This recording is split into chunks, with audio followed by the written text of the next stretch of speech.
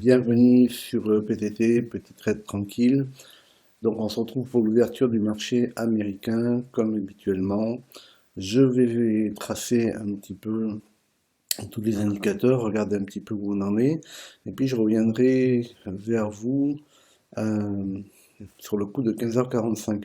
Si on regarde un petit peu d'un point de vue économique, euh, on voit il y avait ici des annonces qui étaient importantes. Il y en a une autre qui va avoir lieu ici. Ça, c'est vraiment le plus importante. Après, on devrait être tranquille après ces deux-là. Au niveau donc de ce qui est. Alors, je peux encore ouvrir en façon directe. Ouais, bon. On est de toute façon en ce moment sur un marché qui est en progression. Il a encore fait un plus haut, voilà. Encore un plus haut historique aujourd'hui, déjà.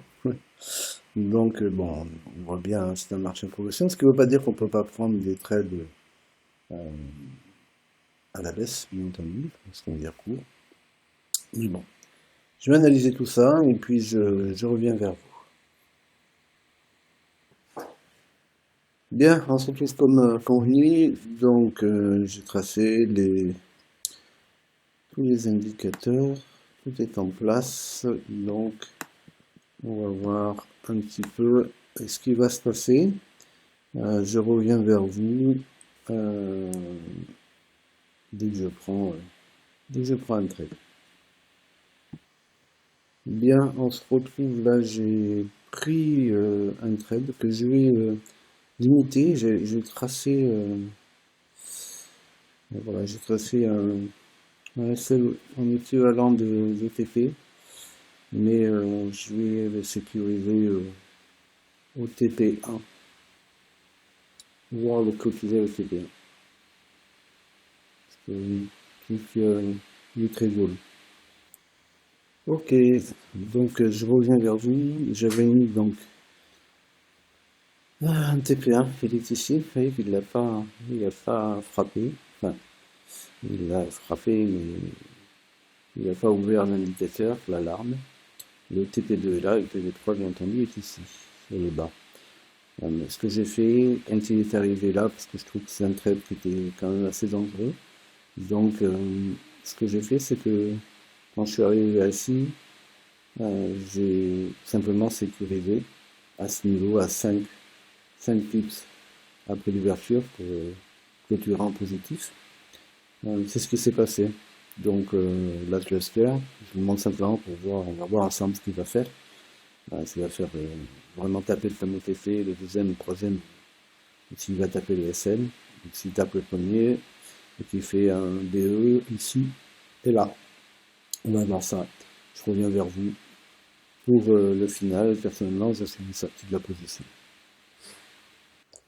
Bon, voilà, il a touché le signal TP1, donc c'est fait. On va voir s'il va aller sur le TP2 avant d'aller donc au break-even. Je vais tracer devant vous, comme ça vous permet de voir un petit peu ce que je fais.